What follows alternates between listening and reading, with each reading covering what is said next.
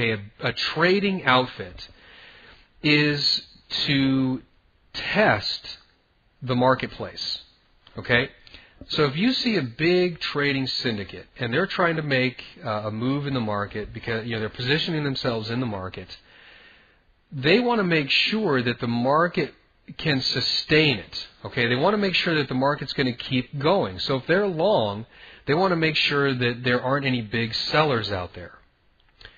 So when price gets up here, okay, there's a logical point right here. Okay, hopefully you can see that. The logical point, we're looking at an hourly chart. We can see that the market turned there. It was right at the moving average. We could probably go back and look at Fibonacci's and other things and really tell and cement in the logical point here. Okay? Logical point. So the market, or this trading syndicate, they know about this logical point. Okay? Listen, these guys are not dumb. There's a lot of money at stake, and they know technical analysis, they know fundamental analysis, and just trust me, they know these logical points exist. So when price gets up here, you know what they're going to do? They're going to make sure that they not only stop buying, but they're actually going to start selling. Why? Because they know otherwise price is just going to futz around up here and go nowhere. Why? Because the market makers have no incentive to move price unless there's order flow. Okay? Hopefully I just tied it all together for you. So how does the Little Dipper come in? Well, if you've already bought, because you see that the market is gaining support, you've seen that the market's in an uptrend long term, it's in an uptrend midterm, it's not breaking through to support, there's no momentum down here to the downside, or if there is momentum like we see on this one bar, it gets pushed back very, very quickly. You're seeing dojis and other candlesticks, bullish engulfing patterns, piercing patterns, hammers, all that good stuff, and you say, I'm buying it. And because I see this thing going higher,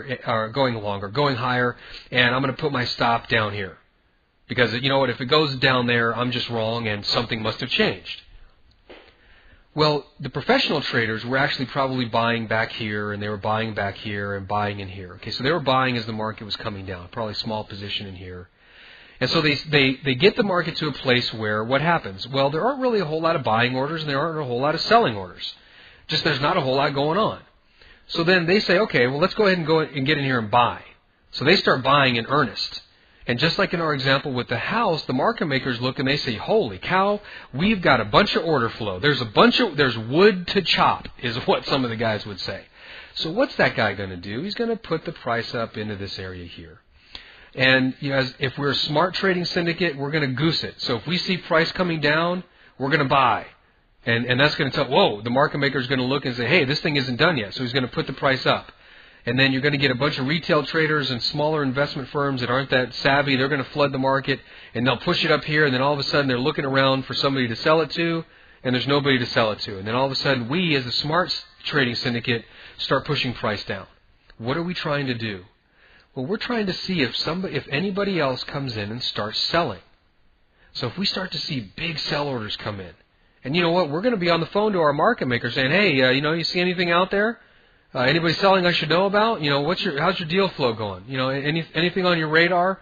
Really goosing them for information. So if we see big selling orders coming in, as a smart trading syndicate, we're going to stop selling. And in fact, we may cover our longs, but that's not the point here. The point here is that we are pushing price to test. We want to test the marketplace. That is the essence of the Little Dipper. It's a test of past trading. And it's a test of past support. And what you'll see is the more aggressive the buying, the farther away these spikes like this will be away from the true support area. The true support area is really best defined by the highest close and the lowest close, not the high and the low.